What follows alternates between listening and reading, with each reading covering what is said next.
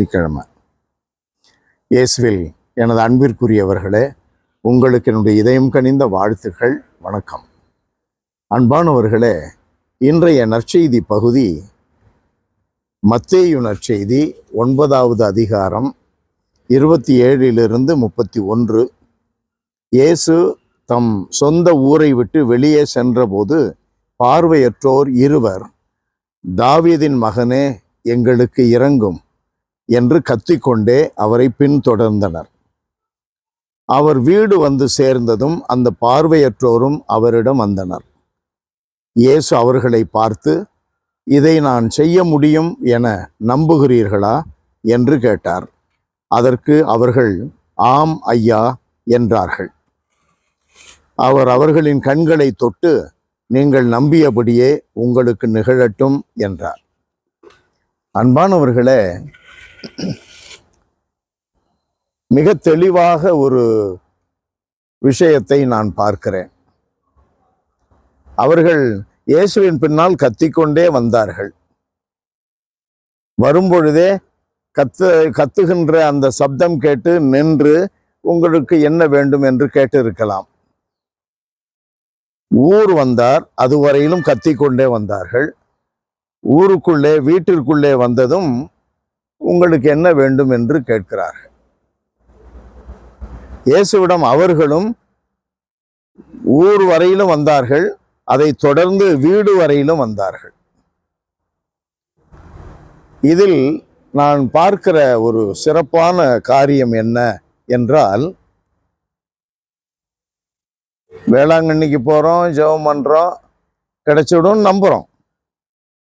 ஏன்னா நிறைய செய்திருக்கிறாங்க. மாதாவினுடைய அந்த பரிந்துரை ஜெபம் வழியாக நமக்கு நிறைய கிடைச்சிருக்கு, அதனால் நம்புகிறோம்.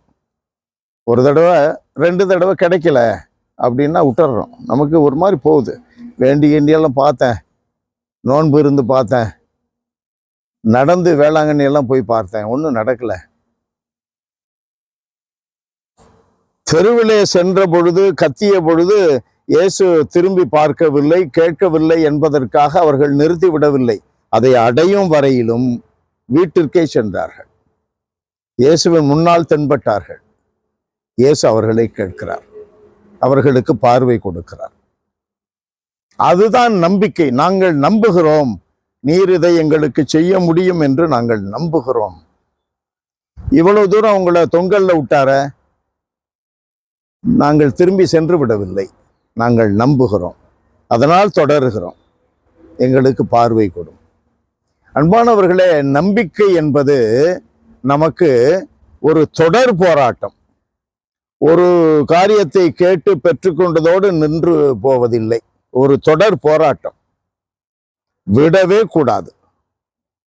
11:29 மத்தேயு நற்செய்தியிலே நாம் வாசிக்கிறோம், திருமுழுக்கு யோவான் காலத்திலிருந்து விண்ணகம் பலவந்தத்திற்கு ஆளாகி இருக்கிறது. அப்படின்னா எல்லாம் தட்ட ஆரம்பிச்சிட்டாங்க. மனம் திரும்புதலுக்கு அடையாளமாக ஒரு திருமுழுக்கை கொடுக்கிறார் இல்லையா? எல்லாரும் வந்தார்கள். மார்க்கு நற்செய்தியில 1 அதிகாரத்துல 6வது வார்த்தையில பார்க்கலாம். எல்லாரும் வந்தார்கள். யூதேயாவிலிருந்து எல்லாரும் வந்தார்கள். எருசலேமிலிருந்து எல்லாரும் திருமுழுக்கு பெறுகிறார்கள். மனம் திரும்புதலை அடையாளப்படுத்தி ஒரு திருமுழுக்கை பெறுகிறார்கள்.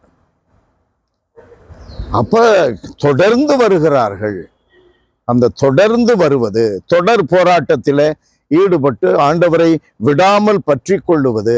என்ன நேர்ந்தாலும் சரி, தோல்வி கிடைத்தால் அடுத்த ஸ்டெப்புக்கு போவோம், அடுத்த நிலைக்கு போவோம். அங்கேயும் தோல்வியா, விடவே விட மாட்டோம், அடுத்து தொடர்ந்து போவோம்.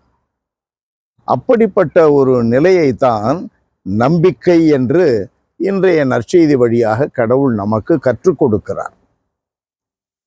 அன்பு நிறைந்த எங்கள் இறைவா, உம்மை போற்றி புகழுகிறோம், தாழ்மையோடு ஆராதிக்கிறோம். ஆண்டவரே, எங்களுடைய வாழ்க்கையில் நாங்கள் எடுத்த எடுப்பிலேயே உம்முடைய பதில் எங்களுக்கு கிடைக்கவில்லை என்றால் அத்தோடு நாங்கள் நின்று போகாதபடி, நாங்கள் அதை பெற்றுக்கொள்ளும் வரை இடைவிடாமல் ஜெபிப்பது, பற்றி கொண்டு ஜெபிப்பது, வைராக்கியமாக உம்மை பின்தொடர்வது என்று நாங்கள் பெற்றுக்கொள்ளும் வரை உம்மை விடாமல் பிடித்து கொள்ள எங்களுக்கு இறை நம்பிக்கையை தருவீராக. பெற்றுக்கொண்ட பின்பும் கூட எங்கும் சென்று விளம்பரப்படுத்த எங்களுக்கு ஆற்றலை தருவீராக. இயேசுவின் நாமத்தில் ஜெபிக்கிறோம் பிதாவே. ஆமென். ஆமென்.